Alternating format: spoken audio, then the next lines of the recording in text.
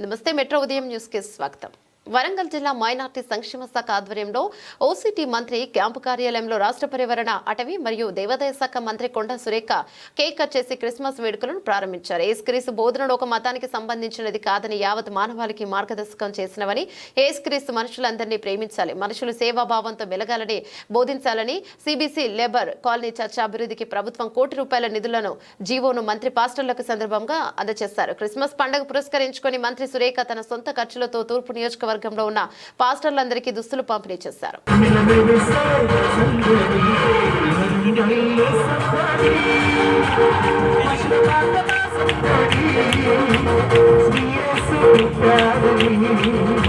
ఈ కాపర్లందరూ కూడా మీ కుడి హస్తాలు దైవజనులందరూ మేడం గారి వైపునకు చాచి, మేడం గారు రాబోయే దినాల్లో ఉన్నతమైనటువంటి సేవలు ముందు కొనసాగుతాం.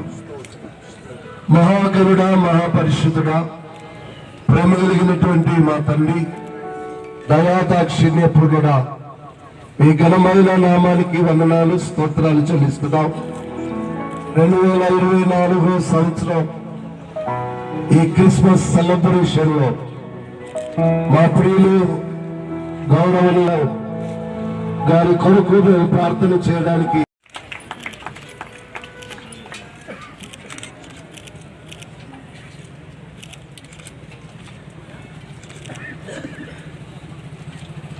మహిమ పొందమని ప్రార్థన చేస్తున్నాం.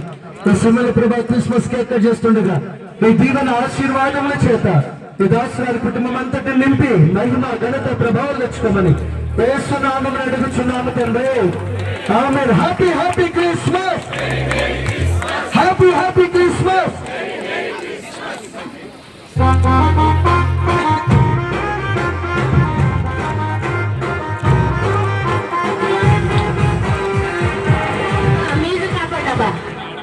ఈ మధ్యలో నేను ఇంతకు ముందు అదే పాట పాడేటప్పుడు ప్రజా సేవలో తెలంగాణ ప్రాంతమంతా మీ పరిచర్యలో ముందు కొనసాగుతూ ఉండగా మీ కృప వెంబడి కృపను విస్తరింపచే వివిధ చర్చి పాస్టర్ ఇక్కడ హాజరై గౌరవ మంత్రి గారు వివిధ స్తుతించుడి ఆ ప్రభువును పుట్టెను బెత్లెహేమున నామముకెల్లాను సౌఖ్య సంభ్రమాయెను ఆకాశంబునందున ప్రభు పాట చాటుడి దూత పాట పాడుడి రక్షకుని స్తుతించు. ఎప్పుడైతే ఒక మంత్రిగా బాధ్యత తీసుకున్నానో ఒక సబ్జెక్ట్ అనేది కరెక్ట్గా ప్రజల్లోకి వెళ్ళాలి, ఏదో జనరల్గా మాట్లాడము పద్ధతి కాదని నేను మ్యాక్సిమము రిటర్న్ నోట్సే ఎక్కువగా ప్రజల ముందు చెప్పడం జరుగుతూ ఉంది. కాబట్టి ఇప్పుడు సుధారాణి గారు చెప్పినట్టుగా మేము మా దేవుళ్ళ గురించి కానీ, మా పండుగల గురించి కానీ, ఈవెన్ ముస్లిమ్స్ పండుగల గురించి కానీ, ఈవెన్ క్రిస్మస్ పండుగల గురించి కానీ చాలా వివరంగా లోతుగా చెప్పాలంటే మేము చెప్పలేం. కానీ ఇది ఒక మంచి అకేషను. ఈ అకేషన్లో మేము ఇచ్చే సందేశము ప్రపంచవ్యాప్తంగా వెళ్ళేటువంటి అవకాశం ఉంది. అటువంటప్పుడు మేము ఒక మంచి సందేశాన్ని మరి ప్రిపేర్ చేసుకొని మేము ముందిస్తే బాగుంటుందనే ఉద్దేశంతో ప్రతిసారి కూడా నేను రిటర్న్ మెసేజ్ ఇవ్వడం జరుగుతుంది. కాబట్టి అర్థం చేసుకుంటారని ఆశిస్తూ, ముఖ్యంగా ముందుగా యేసుక్రీస్తు జన్మదిన సందర్భంగా మరి 25 తారీఖున, ముఖ్యంగా డిసెంబర్ 1వ తారీఖు నుంచే అంతటా కూడా క్రిస్మస్ వేడుకలు స్టార్ట్ అవుతాయి. అది జనవరి 1 వరకు కూడా కొనసాగుతూ ఉంటాయి.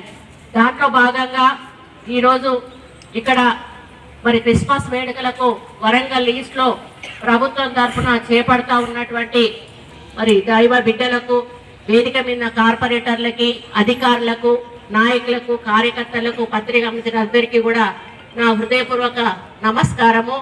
మరి ఈ క్రిస్మస్ పర్వదినం మనందరికీ కూడా ఒక ముఖ్యమైన గుణపాఠాన్ని అందిస్తుంది. వినయం. ఇప్పుడు మన కలెక్టర్ గారు చెప్పినట్టుగా యేసు ప్రభువు గోకులంలో నిరాడంబరమైన పరిస్థితుల్లో జన్మించడం తనదైన సందేశాన్ని ప్రతిబింబిస్తుంది.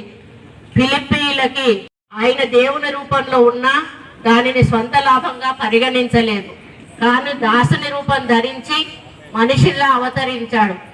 మరీ మరీ వినయంతో తనను తాను కించపరుచుకుని మరణం వరకు క్రూసుపై మరణం వరకు సాగిపోయాడు.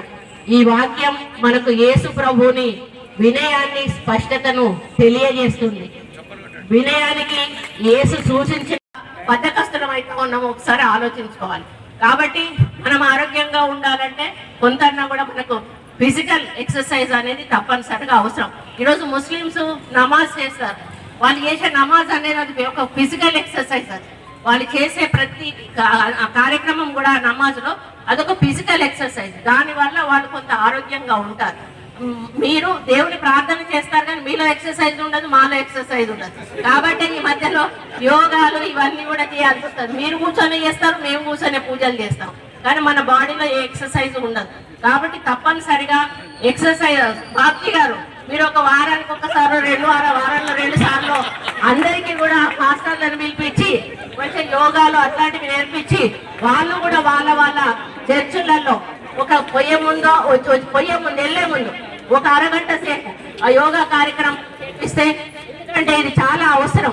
ఇప్పుడు రాబోయే రోజులలో ఇంకా అవసరం. ఎందుకంటే ఈ యొక్క ఫుడ్ వల్ల మన పిల్లలు ఇప్పుడు అన్నారు ఎవరో, మనం తినేది మన పాస్టర్ గారు మనం తినేది ఏం తింటున్నామో అర్థం అవ్వట్లేదని ఆర్గానిక్ ఫుడ్ అని అమ్ముతున్నారు. అది ఆర్గానిక్ అని మనకి ఎట్లా తెలుస్తుంది? ఎక్కడి నుంచి పండించి వచ్చిందని ఎట్లా తెలుస్తుంది? దాన్ని ఎవరు పరీక్ష చేస్తా ఉన్నారు? దానికి ఎవరు సర్టిఫికేట్ ఇస్తా ఉన్నారు? కానీ మనం ఆర్గానిక్ అనగానే డబ్బులు ఎక్కువ పెట్టి మనం తీసుకొని వస్తున్నాం, తింటున్నాం.